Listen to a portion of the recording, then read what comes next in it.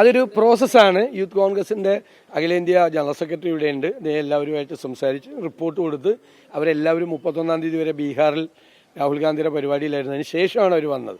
അതൊരു പ്രോസസ്സാണ്. യൂത്ത് കോൺഗ്രസ് അഖിലേന്ത്യാ കമ്മിറ്റി എല്ലാവരുമായിട്ട് കൂടിയാലോചിച്ചിട്ട് ഒരു തീരുമാനം എടുക്കും. ഒരു ഇതുമില്ല ആ കാര്യത്തിൽ. കാലതാമസം വന്നത് ഇതുകൊണ്ടാണ്. എല്ലാവരും ദേശീയ കമ്മിറ്റി എല്ലാവരും പ്രസിഡന്റ് അടക്കം എല്ലാവരും ബീഹാറിലായിരുന്നു. അതിനുശേഷം അവർ ആ പ്രോസസ്സ് സ്റ്റാർട്ട് ചെയ്തിട്ടുണ്ട്. നമുക്കാർക്കും അതിൻ്റെ അകത്ത് കാര്യമില്ല. അവരതിനൊരു പ്രൊസീജിയറുണ്ട്. അത് തീരുമാനിച്ച് അവർ പ്രഖ്യാപിക്കും. അല്ല, അത് അന്വേഷിക്കട്ടെ. എന്താണ് ഏത് രീതിയിൽ ഞങ്ങൾ അതിനൊന്നിനെയും ഞങ്ങൾ എതിർക്കില്ല. ഞങ്ങളെടുത്തൊരു നിലപാടുണ്ട്.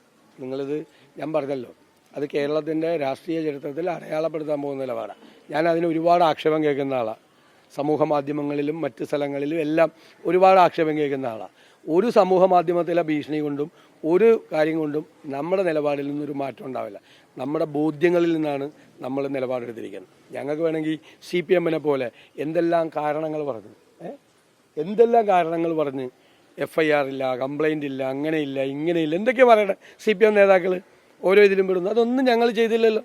ഞങ്ങൾ കൂടിയാലോചിച്ച്, ഞങ്ങളുടെ നേതാക്കന്മാർ കൂടിയാലോചിച്ച് ഞങ്ങൾ യുനാനിമസായിട്ട് ഏകകണ്ഠമായി ഒരു തീരുമാനമെടുത്തു. ആ തീരുമാനത്തിൽ ഞങ്ങൾ ഉറച്ചു നിൽക്കുന്നു. ആ തീരുമാനത്തിൽ യാതൊരു മാറ്റവും.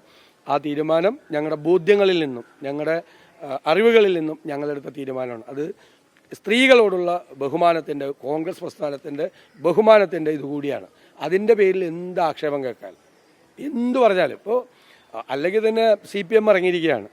നമ്മളെ ടാർഗറ്റ് ചെയ്ത് ഡെയിലി 10 കാർഡും 10 വീഡിയോയും ഇറക്കണം എന്നുള്ള നിർദ്ദേശമാണ് പോയിരിക്കുന്നത്. എല്ലാ ദിവസവും ഒരുപാട് കാർഡുകൾ ഇറക്കുന്നുണ്ട്. ഒരുപാട് കാർഡുകൾ.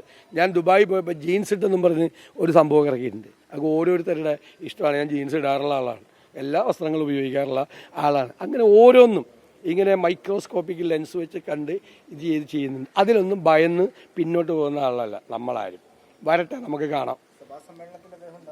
അല്ല, അതെല്ലാം പാർട്ടി എടുക്കേണ്ട ചില തീരുമാനങ്ങളുടെ ഭാഗമായിട്ടാണ്. ഞങ്ങളെല്ലാം കൂടിയാലോചിച്ച് എല്ലാ തീരുമാനം എടുക്കുള്ളൂ. അല്ല, ഇപ്പം ഞാൻ CLP ലീഡറാണ്. ഞാൻ പോലും ആ തീരുമാനം ഞാനാണ് പറയേണ്ട ആ തീരുമാനം, അല്ലേ?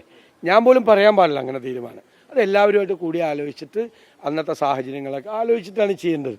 അല്ലാതെ നേരത്തെ എന്തിനാണ് പറയണത്? എനിക്കൊറ്റയ്ക്ക് പറയാൻ പാടില്ല. ഞാനാണത് പറയേണ്ട ആൾ.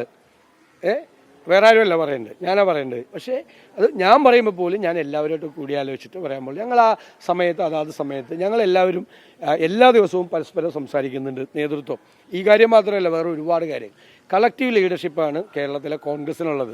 UDF-നും ഒരു കളക്റ്റീവ് ലീഡർഷിപ്പാണുള്ളത്. ഒരു കാലത്തും ഇല്ലാത്ത തരത്തിൽ ഞങ്ങൾ കൂടിയാലോചിച്ച് എല്ലാ തീരുമാനവും എടുക്കുള്ളൂ. ആ തീരുമാനത്തിൻ്റെ അത് പറയുന്നതിൻ്റെ പൂർണ്ണമായ ഉത്തരവാദിത്വം ഞാനത് ഏറ്റെടുക്കും.